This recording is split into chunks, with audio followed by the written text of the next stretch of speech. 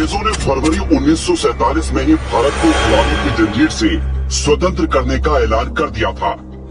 ये स्वतंत्रता कैसी होगी? नमस्कार, आपका स्वागत है आज के बाद हिंदी न्यूज चैनल में। मैं हूं AI पूजा और हमारे चैनल के ओनर हैं गुप्ता सर पंकज जी। आज की ताजा खबरें जानने के लिए हमारे साथ बने रहिए। अंग्रेजों ने फरवरी 1947 में ही भारत को गुलामी की जंजीर से स्वतंत्र करने का ऐलान कर दिया था। ये स्वतंत्रता कैसी होगी, किस कीमत पर होगी, इसका खाका भारत के अंतिम वायसराय माउंटबेटन, कांग्रेस और मुस्लिम लीग के नेताओं ने तैयार किया। एक ऐसी योजना तैयार की गई जिसका फायदा इन तीनों के अलावा किसी और को नहीं हुआ। भारत के 3 टुकड़े कर दिए गए। एक हिस्सा भारत, 2 हिस्से पश्चिमी और पूर्वी पाकिस्तान कहलाए। लाखों बेकसूरों के खून से भारत और पाकिस्तान का नक्शा बनाया गया। कांग्रेस के कपट, नेहरू के लालच और मुस्लिम लीग की फूट नीति के चलते भारत का बंटवारा हुआ।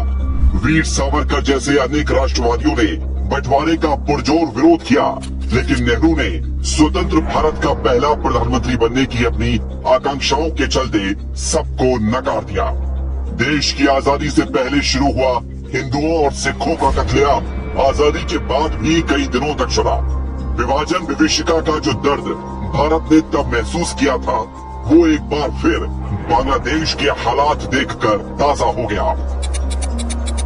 जिस तरह 1971 में तब के पूर्वी पाकिस्तान और वर्तमान के बांग्लादेश में रजाकारों ने हिंदुओं और अन्य अल्पसंख्यकों का नरसंहार किया था, ठीक वही घटनाएं 2024 में भी दोहराई गई।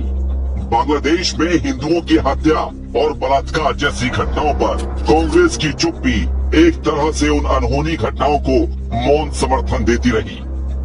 कांग्रेस का प्यार और दर्द समुदाय विशेष के लिए तो निकलता है, लेकिन पाकिस्तान और बांग्लादेश वाले हिस्से में अत्याचार सह रहे हिंदुओं के लिए 2 शब्द नहीं निकलते। विभाजन के दौरान कांग्रेस हिंदुओं और अन्य अल्पसंख्यकों के खिलाफ हिंसा के दौरान मूक दर्शक बनी रही थी। आज भी वह सक्रिय रूप से हिंसा को बढ़ावा दे रही है। बांग्लादेश में हिंदुओं पर हो रहे अत्याचार के खिलाफ खड़े होने की बजाय कांग्रेस का तंत्र वहां छोटी छोटी घटनाओं का फैक्ट चेक करने और अत्याचारियों के प्रति सहानुभूति दिखाने में ज्यादा व्यस्त है। इन आंकड़ों पर गौर करेंगे तो आपको वहां के बद से बदतर हालातों के बारे में पता चलेगा।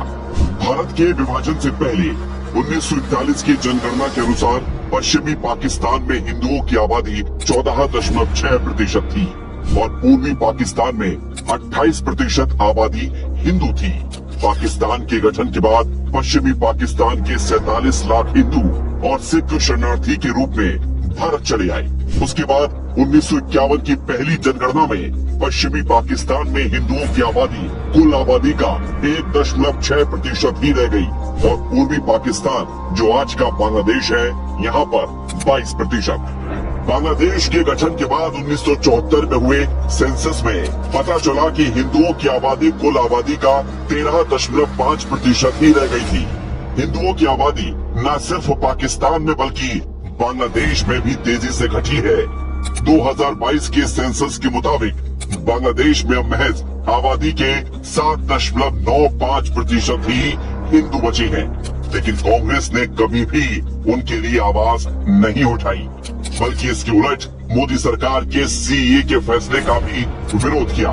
उस फैसले का जो 3 पड़ोसी देशों पाकिस्तान, अफगानिस्तान और बांग्लादेश में सताए गए उन अल्पसंख्यकों को भारतीय नागरिकता देता है जो 31 दिसंबर 2014 से पहले भारत में आकर बस गए थे। लेकिन कांग्रेस है कि वो 1947 में भी अपने फायदे की राजनीति कर रही थी और आज भी कर रही है। कांग्रेस आज भी अपने विदेशी आकाओं के सपने को पूरा करने के लिए भारत को खंडित करने के षड्यंत्र में लगी हुई है और समाज को बांटकर देश में एक और बंटवारा करने में। कृपया इस वीडियो को लाइक, शेयर और सब्सक्राइब करें ताकि हमारी अगला महत्वपूर्ण वीडियो आपको आसानी से मिले। धन्यवाद।